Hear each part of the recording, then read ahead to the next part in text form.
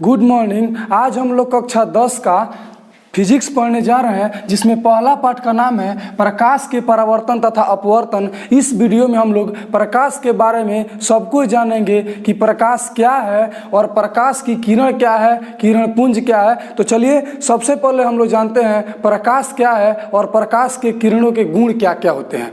तो सबसे पहले हम लोग देखते हैं कि प्रकाश क्या है। तो देखिए, प्रकाश एक प्रकार की ऊर्जा है जिसकी सहायता से हम किसी भी वस्तु को देख पाते हैं। अगर प्रकाश न रहे तो आँख होते भी आदमी अंधा है। मतलब ये कि आँख रहे फिर अगर प्रकाश नहीं रहे तो हमें कुछ भी दिखाई नहीं देगा। आप कहें कैसे? देखिए, ये मेरे हाथ में अभी मार्कर है, ये आपको दिखाई दे रहा है। इसका मतलब ये है कि इस मार्कर का प्रकाश आपकी आंखों तक पहुंच रहा है तो दिखाई दे रहा है। अभी इसको ऐसे ढक ले रहे हैं, अभी आपको दिखाई नहीं दे रहा है, क्योंकि इस वस्तु का प्रकाश या इस मार्कर का प्रकाश आपकी आंखों में नहीं पहुंच रहा है। तो जब तक कोई वस्तु हमें दिखाई नहीं देगी, जब तक उस वस्तु का प्रकाश हमारी आंखों तक न आए, तो प्रकाश आएगा तो दिखाई देगा। तो दिखाई देने के लिए हमें किसकी आवश्यकता होती है? प्रकाश की। इसीलिए कहा गया प्रकाश एक प्रकार की ऊर्जा है जिसकी सहायता से हम किसी वस्तु को देख पाते हैं। मतलब अगर प्रकाश नहीं रहे तो हम किसी भी वस्तु को नहीं देख पाएंगे। चलिए अब पढ़ते हैं प्रकाश के गुण। तो प्रकाश के गुण में, गुण का मतलब उसका प्रॉपर्टीज होता है, उसकी विशेषताएं होती है। तो प्रकाश के गुण में पहला है प्रकाश सीधी रेखा में गमन करती है। मतलब अगर कोई भी प्रकाश हो, प्रकाश की किरण हो, तो एकदम सीधी रेखा में चलेगा, सीधी रेखा में गमन करेगा। ठीक है, प्रकाश की किरण सीधी रेखाओं में गमन करती है, मतलब चलती है। दूसरा है प्रकाश विद्युत चुंबकीय तरंग है। देखिए, तरंग आप लोग 9th क्लास के फिजिक्स में पढ़े होंगे कि तरंग दो प्रकार के होते हैं, एक यांत्रिक तरंग और एक अयांत्रिक तरंग। और उसी अयांत्रिक तरंग को विद्युत चुंबकीय तरंग कहते हैं। जितने भी विद्युत चुंबकीय तरंग या अयांत्रिक तरंग होती है, उनके चलने के लिए या संचरण के लिए किसी भी माध्यम की आवश्यकता नहीं होती है। मतलब ये कि अगर हम बोल रहे हैं तो हमारा आवाज पहुंच रहा है किसी भी माध्यम से, मतलब आपके पास पहुंच रहा है तो कोई ना कोई माध्यम से होकर ही पहुंचेगा। यहाँ पे वायुमंडल है तो वायु के माध्यम से पहुंच रहा है। आप जाके चंद्रमा पर बोलिए, पास पास के लोग को आपका आवाज सुनाई नहीं देगा, क्योंकि चंद्रमा पर वायुमंडल नहीं है और कोई भी माध्यम नहीं होने के कारण हमारी आवाज दूसरे किसी को सुनाई नहीं देगी। तो आवाज को पहुंचने के लिए माध्यम की आवश्यकता होती है। लेकिन प्रकाश होता है ना, तो देखिए लिखा है प्रकाश विद्युत चुंबकीय तरंग है, इसलिए इसके संचरण के लिए माध्यम की आवश्यकता नहीं होती है। लेकिन जितने भी यांत्रिक तरंग होंगे उनके संचरण के लिए माध्यम की आवश्यकता होगी। समझ में आया? तीसरा है प्रकाश अपारदर्शी वस्तुओं की तीक्ष्ण छाया बनाती है। देखिए, अपारदर्शी का मतलब वैसे वस्तु जिसके आर पर हम लोग नहीं देख सकें।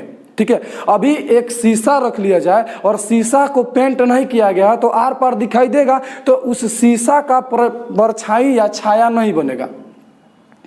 आर पर अगर दिखाई देगा तो उसका छाया नहीं बनेगा। लेकिन अगर उस शीशा को एक तरफ से पेंट कर दिया जाए तो वो पारदर्शी हो नहीं है, अब हो गया अपारदर्शी। मतलब उसके आर पार नहीं देख सकते हैं, तो वो अपारदर्शी वस्तुओं की छाया बनाएगा।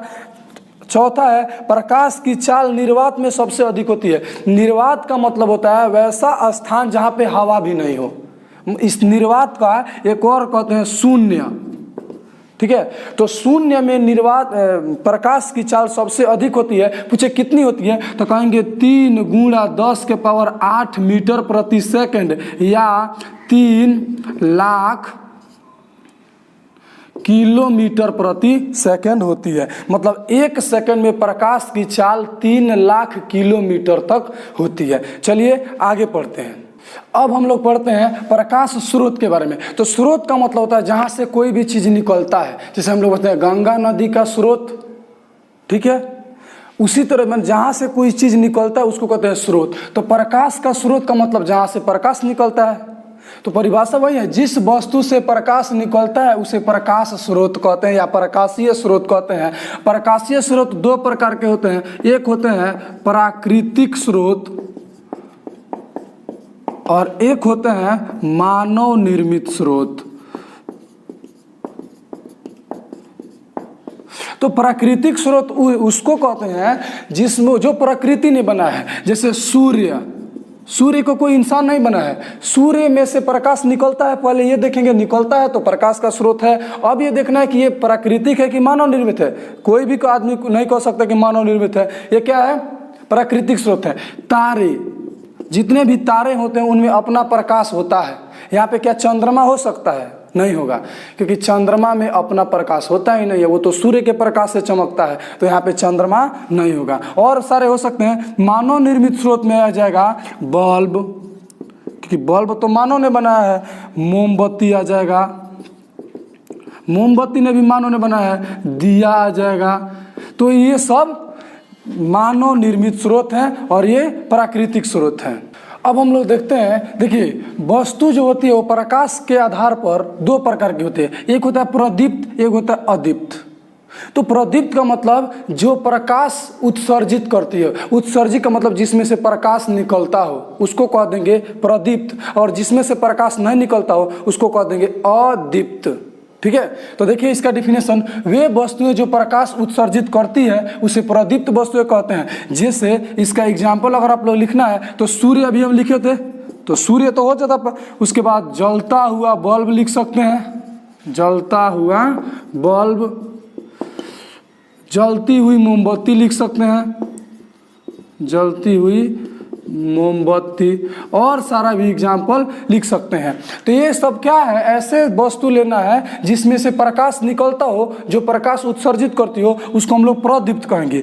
अदीप्त का मतलब होता है वे वस्तुएं जो प्रकाश उत्सर्जित नहीं करती हो, मतलब जिसमें से प्रकाश नहीं निकलता हो, उसको क्या कहेंगे, अदीप्त वस्तु। इसका एग्जाम्पल क्या लिखेंगे, टेबल लिख देंगे, पेन लिख देंगे, या कलम या कुर्सी लिख देंगे। ये सारी वस्तुएं, किताब लिख सकते हैं। तो ये सारी वस्तुएं ऐसी हैं जिसमें से प्रकाश नहीं निकलता है, तो जिसमें प्रकाश नहीं निकलेगा वो अदीप्त, और जिसमें से प्रकाश निकलता है या उत्सर्जित होता है उसको क्या कहेंगे, प्रदीप्त। अब हम लोग देखते हैं प्रकाश की किरण क्या है। तो देखिए कोई हम लोग ये पढ़ लिए हैं प्रकाश के गुण के बारे में, उसमें पढ़े कि प्रकाश सीधी रेखा में गमन करती है। सीधी रेखा को इसमें सरल रेखा भी कहते हैं। डेफिनेशन देखिए, जब प्रकाश सरल रेखा में चलते हुए, सरल का मतलब सीधी रेखा में चलते हुए, तो एक बिंदु होगा जहाँ से शुरू होगा और एक बिंदु होगा जहाँ से चलेगा। तो सरल रेखा में चलते हुए एक बिंदु से दूसरे बिंदु तक जाता है। हम लोग मान लिया यहाँ से यहाँ तक आया है, तो प्रकाश के इसी पथ को, पथ माने रास्ता को, प्रकाश की किरण कहा जाता है। तो डिफिनेशन एकदम आप लोग को पढ़ लीजिएगा, समझ में आ जाएगा कि जब प्रकाश सरल रेखा में चलते हुए एक बिंदु से दूसरे बिंदु तक जाता है तो प्रकाश के इसी पथ को प्रकाश की किरण कहते हैं। आज के लिए इतना ही रहने देते हैं। इसके अगले वीडियो में हम लोग किरण पुंज के बारे में जानेंगे और भी बहुत सारी जानकारी इसके बारे में जानेंगे।